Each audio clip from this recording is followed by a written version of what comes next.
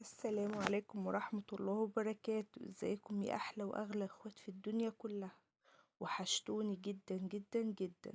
وصفتنا النهاردة سهلة ومميزة وبجد يعني زي ما حضراتكم شايفين كده، مش لاقية وصفة اوصفه لحضراتكم بيه. شايفين عملنا مع بعض النهاردة بأمر الله القرص بالقرفة، او القرص بالسمسم، او كحك الافران زي ما حضراتكم بتسموها سموها. بس انا عندي هنا قرص ريحتها تجنن وطعمها حلو جدا، والاولاد فرحانين بيها قوي. يلا نشوف عملنا الجمال ده كله ازاي، بمكونات وخطوات سهلة وبسيطة، وبنص كيلو دقيق بس. اول حاجة بسمي الله وبصلي على الرسول، وببدأ في الوصفة على طول. جبت عندي بولة وضفت فيها 250 ملي من المية الدافية طبعا، وكمان 15 جرام من الخميرة الفورية، وأربع معالق كبار من السكر الحبيبات. بدوبهم كويس جدا كده عشان أدوب السكر. تمام كده يا حبايبي. هنتكلم عن كل خطوات ومراحل العجينة بكل سهولة. كملوا بس الفيديو للنهاية، هتعجبكم الوصفة أوي. بعد كده عندي كوباية من السمنة، عايزة تضيفي سمنة على زبدة، عايزة تضيفي زيت، اللي انت حابة تضيفيه. بس ملحوظة مهمة، الزيت هينشف معاكي القرص. ممكن تحط نص سمنة ونص زبدة، او نص سمنة ونص زيت. تمام كده. ضفت كمان باكت من الفانيليا، وكمان نص معلقة صغيرة من الملح. بدوبهم كويس جدا كده زي ما حضراتكم شايفين. وكمان 600 جرام من الدقيق. طبعا انا ضفت 250 ملي من المياه الدافية، هزودها دلوقتي بالتدريج عشان طبعا الدقيق بيختلف من مكان للتاني. تمام كده. يعني ممكن حضرتك تعمليه وما تضيفيش الربع كوباية اللي انا ضفته في الاخر، وممكن تضيفي كمان نص كوباية لان الدقيق بيختلف زي ما قلت لحضراتكم. العجينة بتاعتنا ما بتحتاجش عجن خالص، بس انا بلم الدقيق بس كده. تمام.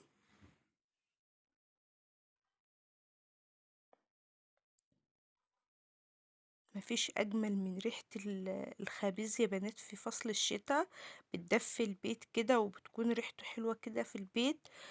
بجد بنصحكم ان انتوا يعني لو حاجة بسيطة زي ما عملنا كده النهاردة، املي ريحة بيتك كده بالخير.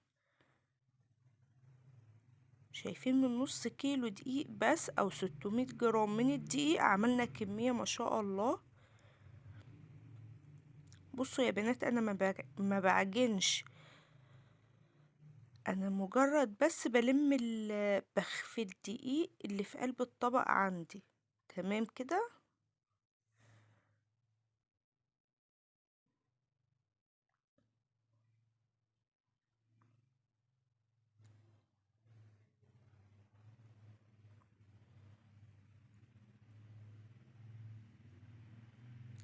انا هنا العجينة قاسية كده تحت ايديا او ناشفة شوية تحت ايديا.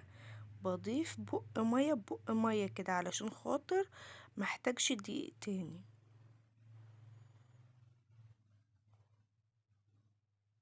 خلاص كده بلم بس العجينة بمعلقة كمان من المية، وما هضيفش مية تاني.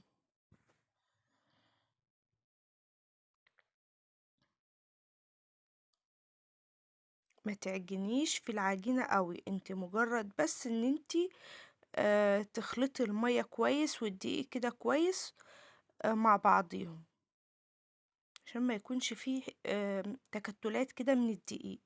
خلاص كده. العجينة بتاعتنا ملمسها حلو جدا اهي، طرية ما بتلزقش في الايد. شايفين بقى الجمال؟ وكمان ما بنسيبهاش انها تخمر، انا هسيبها بس 10 دقايق على جنب على ما نجهز بقية خطوات القرص بتاعتنا. شايفين ملمس العجينة؟ طرية وما بتلزقش في الايد يا بنات.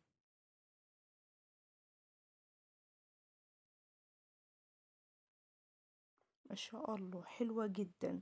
بغطيها بقى بكيس تلاجة او استرتش راب علشان خاطر الوش بتاع العجينة ما ينشفش. وكمان فوطة مطبخ واركنها على جنب. انا هنا بوريكم ان انا استعملت ربع كوباية من المية كمان.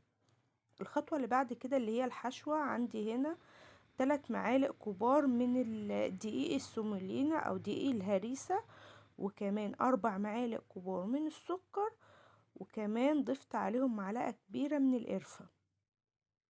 تمام كده، ومعلقتين من السمنة. يفضل يكون سمنة بلدي، لو مش موجود بتضيفي زبدة علشان خاطر تخلي ريحة القرص معاكي كده جايبة اخر الشارع. تمام. وكمان معايا معلقة كبيرة من العسل الجلوكوز. لو العسل الجلوكوز مش موجود عندك تقدري تضيفي معلقة من الشربات التقيل. تمام كده. بخلط الحشوة كده كويس جدا كده زي ما حضراتكم شايفين،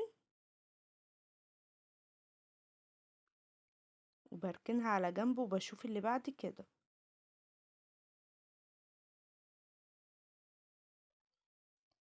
عندي هنا نص كوباية من السمسم، سمسم ابيض سمسم محمص اللي موجود عندك، ومعلقتين كبار من السكر. بقلبهم كويس جدا كده وبضيف عليهم معلقة كبيرة من الزيت. معلقة واحدة بس ما تكتريش، يبقى نص كوباية من السمسم عليها معلقتين من السكر، وكمان معلقة كبيرة من الزيت.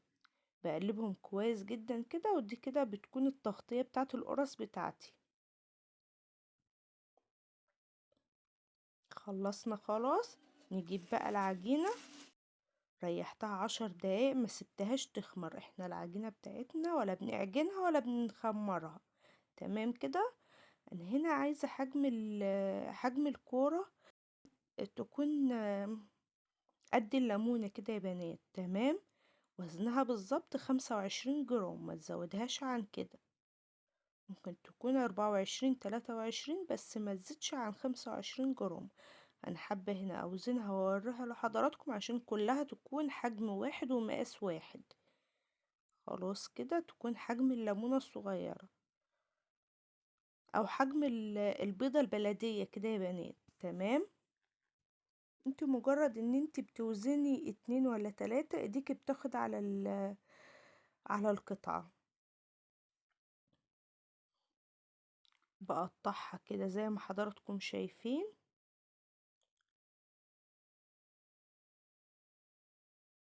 بالشكل ده كده.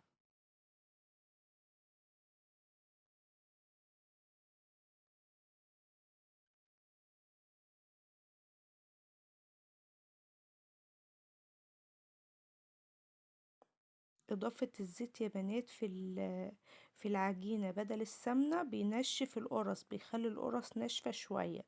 تمام كده، شبيهة للمنين أو كعب الغزال اللي بنجيبه من الأفران. علشان خاطر تاخدي قرص طرية مظبوطة بتستعملي سمنة أو زبدة. أنا هنا ضفت معاكم بصراحة نص زيت ونص سمنة. تمام كده. لو الكمية كلها سمنة هتكون القرص أطرى من كده كمان. دي كلها معلومات حابة أقولها لحضراتكم في الفيديو. شايفين بقى الجمال.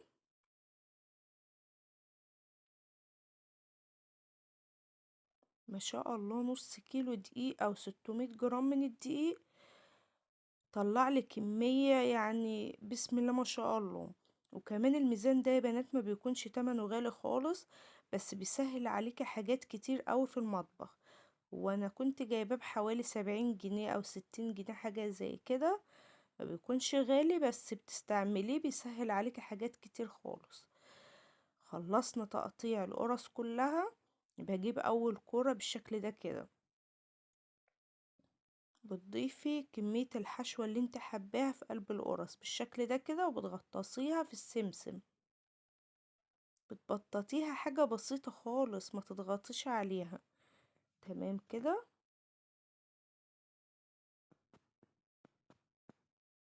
بتفردي القرصاية بالشكل ده كده. شايفين سهلة ولينة معانا ازاي. عشان عجينتنا ما شاء الله مخدومة مرتاحة، يعني العشر دقايق اللي ريحناهم فيها وعجينتنا حلوة وناعمة معانا تمام. شايفين بقى الجمال؟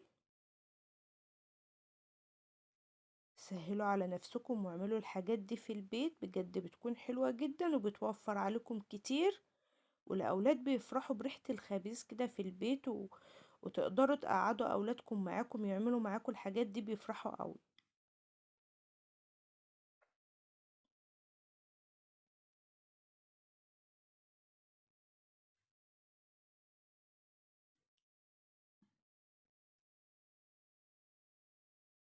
أظن مفيش أسهل بقى من كده. بتحطيها في الصينية، الصينية طبعا مش مدهونة أي حاجة خالص، ما تدهنهاش أي حاجة، يفضل تكون صينية ألمونيوم، لو مش متاحة بتحط في أي صينية موجودة عندك، بس تكون الصينية يعني مش رقيقة، يعني عشان خاطر ما تحرقش القرص معاكي، تكون سميكة شوية تمام كده. أي صينية فرن موجودة عندك اشتغلي بيها، سهلي على نفسك كل حاجة كده، واعملي كل حاجة في البيت لأولادك وفرحيهم.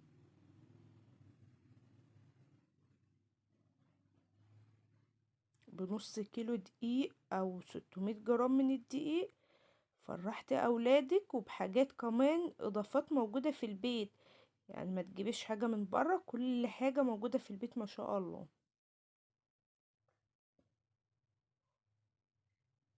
لو مش حابة إضافة القرفة تقدري ما تضيفيهاش، أي حاجة محباش إضافتها تقدري تستبدليها بكل سهولة.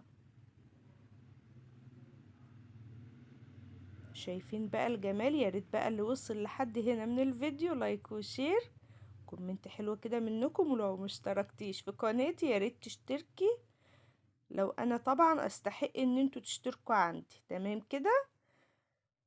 ودي كده كل الكمية اللي عملناها مع بعض، شايفين ما شاء الله. بدخلها بقى الفرن بيكون سخن على درجة حرارة 200، الرف الوسطاني اقرب رف للارضية، الشواية مطفية لحد لما القرص تستوي وقعرها من تحت يستوي وتاخد اللون اللي هو الحلو معانا.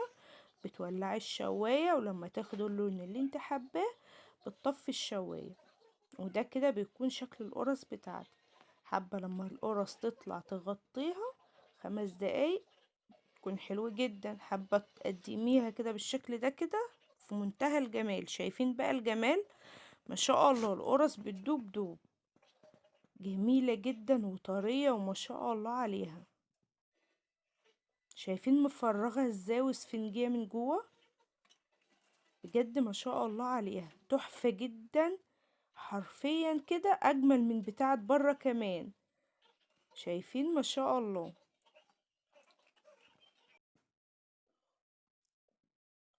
بجد بجد ريحة وطعم وشكل وكل حاجة. شايفين اللون عامل ازاي؟ مستوية وكلها لون موحد، ومفرغة ازاي، والحشوة جميلة جدا جدا، بجد ما شاء الله. يا رب اكون ضيفة خفيفة على حضراتكم، وزي ما قلت لحضراتكم لو الفيديو عجبكم لايك وشير وكومنت حلو كده منكم تشجعوني بيه. والسلام عليكم ورحمة الله وبركاته.